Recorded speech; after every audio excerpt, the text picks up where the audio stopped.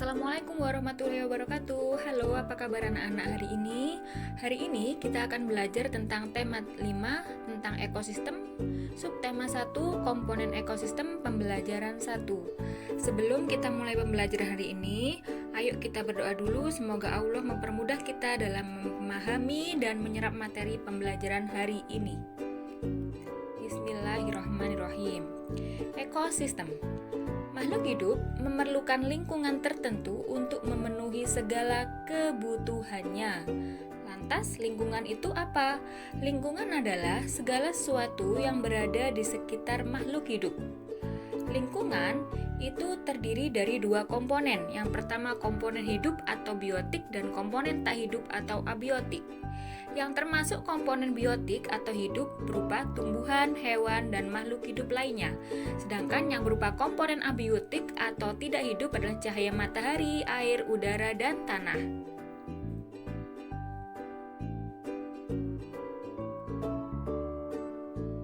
Cahaya matahari dapat menghangatkan udara, air, dan tanah agar mencapai suhu yang sesuai kebutuhan hidup makhluk hidup.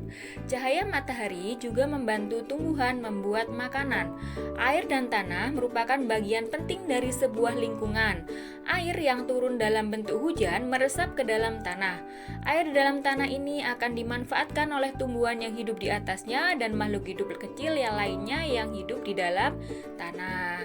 Jadi, betapa besar manfaat cahaya matahari bagi kehidupan di bumi.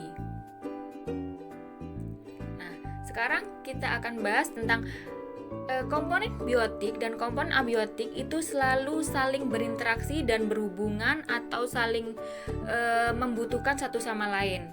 Nah, di dalam sebuah ekosistem.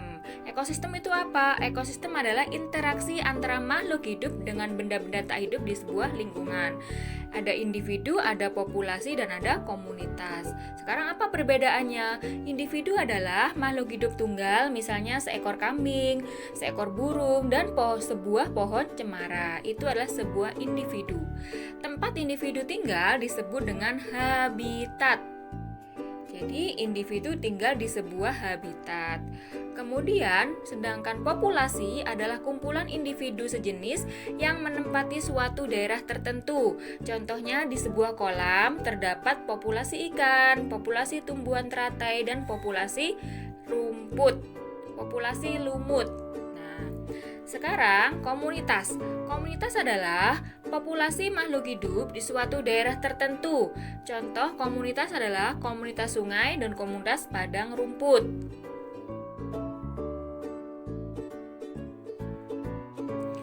Sama seperti manusia, hewan juga memerlukan makanan untuk menghasilkan energi. Energi digunakan untuk apa? Untuk beraktivitas tentunya. Contohnya untuk melompat, berlari, atau memanjat, terbang. Hewan memerlukan makanan sama halnya seperti manusia. Nah, jenis-jenis makanan hewan. Hewan ada yang memakan tumbuhan, ada juga hewan yang memakan hewan lain. Nah, kira-kira bagian tumbuhan mana yang dimakan oleh hewan? Nah, hewan akan memakan bagian tumbuhan seperti daunnya, batangnya, buahnya, ataupun bijinya. Sedangkan hewan yang memakan hewan lain itu kira-kira akan memakan apanya? Nah, kita simak berikut ini. Bagian tumbuhan yang paling sering dijadikan makanan hewan adalah daun. Hewan seperti ulat, rusa, dan jerapah merupakan beberapa contoh hewan yang memakan daun. Hewan yang memakan daun dinamakan herbivora. Sementara itu, beberapa hewan menyukai batang tumbuhan. Sapi merupakan salah satu hewan yang menyukai batang tanaman padi dan jagung. Sedangkan hewan panda menyukai batang pohon bambu. Itu adalah hewan-hewan atau contoh hewan yang makan tumbuhan. Bagian tanaman berupa buah juga disukai oleh hewan. Belatung senang memakan bagian dalam buah dan ini seringkali merugikan para petani buah-buahan.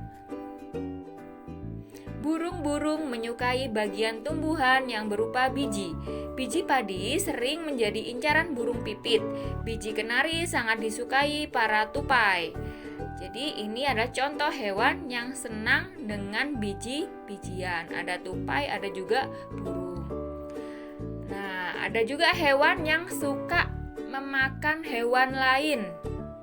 Kira-kira hewan apa yang menyukai makanannya berupa hewan lain adalah katak. Nah, katak itu memakan serangga. Jadi serangga menjadi makanan bagi hewan-hewan lain, contohnya katak. Nah, tikus menjadi makanan bagi kucing. Kemudian apa lagi? Nah, kelinci menjadi makanan bagi burung elang. Jadi hewan memakan hewan lain.